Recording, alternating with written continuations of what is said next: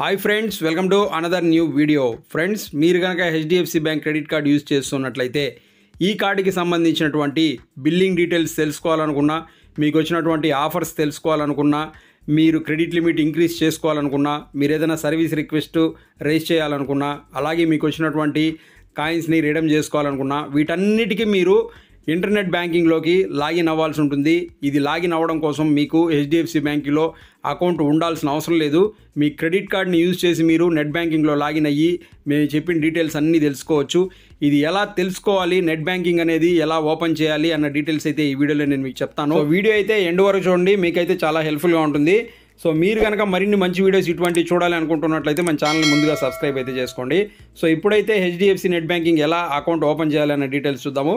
రండి ఫ్రెండ్స్, ముందుగా మీరు మీ యొక్క గూగుల్ ఏదైతే ఉందో గూగుల్ క్రోమ్ దీన్ని అయితే ఓపెన్ చేయండి. ఓపెన్ చేసిన తర్వాత మన హెచ్డిఎఫ్సి బ్యాంక్ క్రెడిట్ కార్డ్ ఏదైతే ఉందో దీన్ని యూజ్ చేసి హెచ్డిఎఫ్సి బ్యాంక్ నెట్ బ్యాంకింగ్లోకి మనం లాగిన్ అవ్వడం కోసం మన గూగుల్ ఏదైతే ఉందో గూగుల్ క్రోమ్ని ఓపెన్ చేసి ఇక్కడ వచ్చేసి మనము హెచ్డిఎఫ్సి బ్యాంక్ నెట్ బ్యాంకింగ్ అనేసి సెర్చ్ చేయాల్సి ఉంటుంది అనమాట.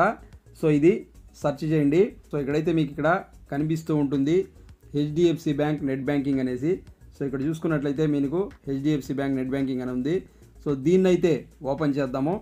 ఇది ఓపెన్ చేసిన తర్వాత ఇక్కడ మనకు లాగిన్ టు నెట్ బ్యాంకింగ్ అని ఉంది, కస్టమర్ ఐడి, యూజర్ ఐడి అని ఉంది. సో ఈ కస్టమర్ ఐడి, యూజర్ ఐడి అనేసి మనకి ఇక్కడ ఏదైతే చూపిస్తుందో ఇక్కడ ఉంది మనకు కస్టమర్ ఐడి, యూజర్ ఐడి అనేసి. దీన్నే మనం ఇప్పుడు క్రియేట్ చేయాల్సి ఉంటుంది అనమాట. ఇప్పుడు మనకి ఇక్కడ లేదు కాబట్టి దీన్ని క్రియేట్ చేసుకోవాల్సి ఉంటుంది. అలాగే మనకు చూసుకున్నట్లయితే ఇక్కడ మనకు అకౌంటు లేదు కాబట్టి హెచ్డిఎఫ్సి బ్యాంక్లో మనం ఓన్లీ క్రెడిట్ కార్డ్ని యూజ్ చేసి ఇక్కడ అకౌంట్ని క్రియేట్ చేసుకోవాలి అనుకుంటూ ఉన్నాం కాబట్టి సో ఇక్కడ చూసుకున్నట్లయితే credit card only login here అనేసి ఉంది, credit cards only login here అనేసి ఉంది కదా, దీన్నైతే చూడండి. సో దీన్నైతే మీరు ఇప్పుడు ఓకే చేయండి. ఈ credit cards only login here అన్న దగ్గర ఇది ఓపెన్ చేసిన తర్వాత మనకి ఇక్కడ ఇంకొక నెక్స్ట్ పేజ్ అనేది మనకి ఇక్కడ ఓపెన్ అవుతుంది అనమాట. ఇక్కడ చూసుకున్నట్లయితే login to credit cards portal అనేసి ఉంది, యూజర్ ఐడి, పాస్వర్డ్ అనేసి ఇక్కడ ఉందన్నమాట. సో ఇక్కడ చూసుకున్నట్లయితే మనకు యూజర్ ఐడి అనేసి ఒకటి ఉంది, అలాగే పాస్వర్డ్ అనేసి ఒకటి ఉంది. ఇది మనం ఇప్పుడు క్రియేట్ చేసుకోవాల్సి ఉంటుంది అనమాట. ఆల్రెడీ క్రియేట్ చేసుకున్న వాళ్ళు ఇక్కడ నుంచి ఇస్తారనమాట. సో ఇక్కడ చూసుకున్నట్లయితే మనకి ఇక్కడ లాగిన్ అనేసి ఉంది. సో ఇప్పుడు మనకు ఇవి లేవు కాబట్టి దీన్ని అయితే క్రియేట్ చేయాల్సి ఉంటుంది అనమాట. సో మనం అలాగే కిందకి స్క్రోల్ చేసుకుంటూ వచ్చినట్లయితే సో ఇక్కడ మనకు ఫస్ట్ టైం యూజర్ అనేసి ఉంది, చూసారా, first time user register now అనేసి మనకి ఇక్కడైతే ఉంది.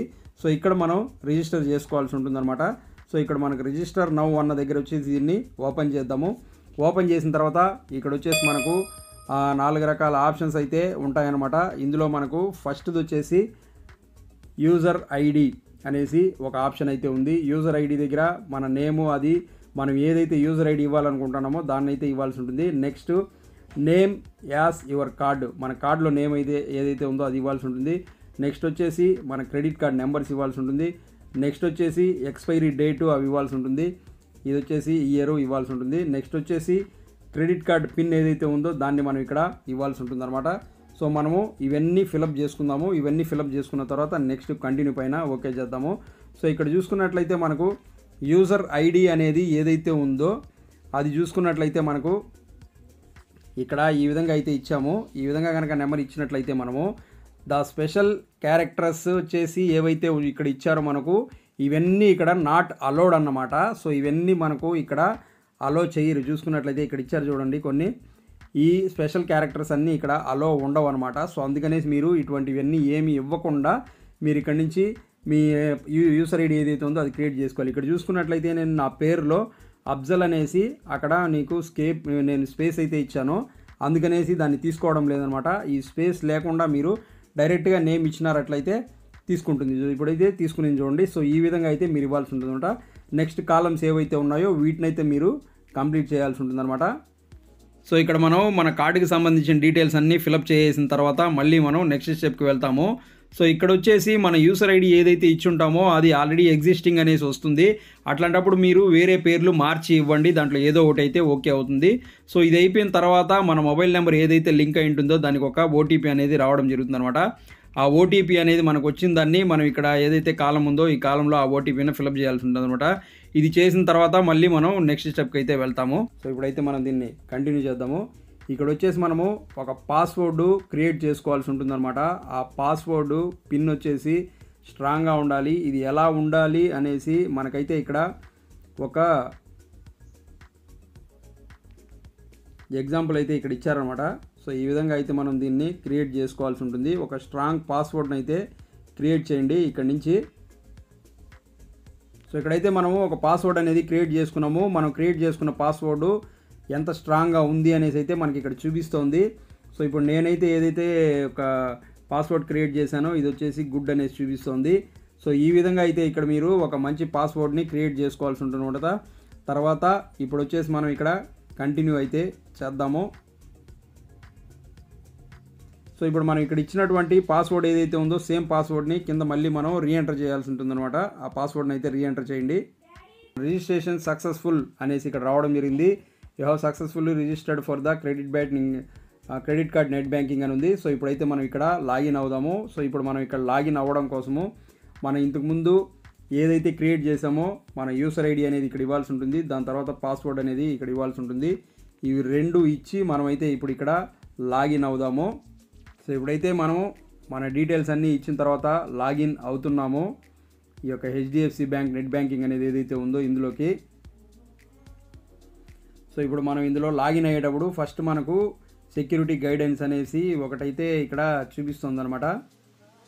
సో దీన్ని అయితే ఒక చూసుకొని ఇక్కడ ఆ యాక్సెప్ట్ అనేసి ఒక పాపప్ వస్తుంది. దీన్ని అయితే ఓకే చేయండి. ఫస్ట్ టైం యూజ్ చేస్తున్న వాళ్ళకైతే మనకు welcome to the new HDFC bank credit portal అనేసి రావడం జరిగింది. కంటిన్యూ అయితే చేద్దాం ఇప్పుడు మనము. సో ఇక్కడ చూసుకున్నట్లయితే మన క్రెడిట్ కార్డుకి సంబంధించిన డీటెయిల్స్ ఏవైతే ఉన్నాయో అవన్నీ ఇక్కడ మనం చెక్ చేసి చూసుకోవచ్చు అనమాట. సో ఇక్కడ చూసుకున్నట్లయితే నాకు పేటిఎం హెచ్డిఎఫ్సి క్రెడిట్ కార్డు ఒకటి ఉంది. సో ఇక్కడ చూసుకున్నట్లయితే మన క్రెడిట్ కార్డుకి సంబంధించిన డీటెయిల్స్ అన్నీ ఇక్కడ ఉన్నాయన్నమాట. అలాగే ఇంకా కింద చూసుకున్నట్లయితే మనకు అకౌంట్ ఓపెన్ చేసుకోవాలనుకున్నా లేకపోతే ఇంకా న్యూ సెట్ పిన్ చేసుకోవాలనుకున్నా. సో ఇక్కడ చూసుకున్నట్లయితే సెట్ న్యూ పిన్ ఉంది, apply for a new credit card ఉంది, అలాగే ఈఎంఐ క్యాలిక్యులేటర్ ఉంది, పే క్రెడిట్ కార్డ్ బిల్స్ ఉంది, ఓపెన్ సేవింగ్స్ అకౌంట్.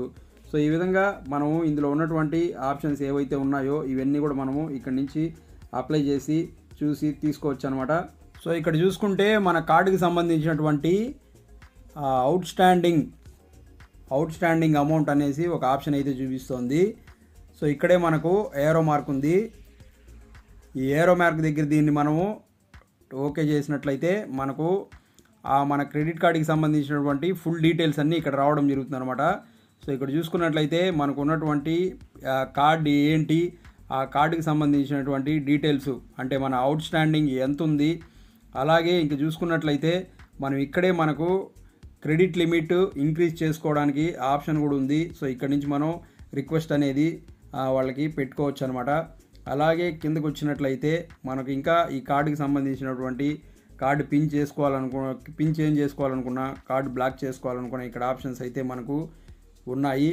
అలాగే ఇంకా కిందకు స్క్రోల్ చేసుకుంటూ వచ్చినట్లయితే ఇక్కడి నుంచి మనకు ఇంకా చాలా ఆప్షన్స్ అయినవి ఉన్నాయి. కార్డు ఫీచర్స్ ఉంది. అలాగే కార్డుకి సంబంధించి ఏదైనా లోన్స్ ఆప్షన్స్ ఉంటే ఇక్కడ చూపిస్తుంది మనకు. అలాగే మెయిన్గా మనము రీడమ్ చేసుకోవడం కోసం మనకు వచ్చినటువంటి పాయింట్స్ రీడమ్ చేసుకోవడం కోసం ఇక్కడ ఒక ఆప్షన్ అయితే ఉంది. సో ఇది ఎలా చేసుకోవాలి అనేసి నెక్స్ట్ వీడియోలో అయితే నేను మీకు చెప్తాను. సో మీరైతే మీ యొక్క హెచ్డిఎఫ్సి క్రెడిట్ కార్డ్ అనేది ఏదైతే ఉందో దాన్ని యూజ్ చేసి ఈ యొక్క హెచ్డిఎఫ్సి నెట్ బ్యాంకింగ్ అనేది ఎలా లాగిన్ చేసుకోవాలి అనేసి అయితే ఇప్పుడు నేను మీకు చూపించడం జరిగింది. సో ఎవరైతే first time HDFC credit card మాత్రమే పెట్టుకొని హెచ్డిఎఫ్సి నెట్ బ్యాంకింగ్లో లాగిన్ అవ్వాలనుకుంటున్నారో నేను చెప్పిన విధంగా చేసుకున్నట్లయితే చాలా సులువుగా మీరైతే అకౌంట్ ఇక్కడ నుంచి క్రియేట్ చేసుకొని లాగిన్ అవ్వచ్చు అనమాట. సో అది ఫ్రెండ్స్, చూసారు కదా, ఈ వీడియో మీకు హెల్ప్ఫుల్గా ఉంది, నచ్చింది అనుకుంటున్నట్లయితే లైక్ చేసి ఛానల్ సబ్స్క్రైబ్ చేసుకోండి. మరో మంచి వీడియోతో మీ ముందుకు మళ్ళీ వస్తాను. Thanks for watching this video. Thank you very much.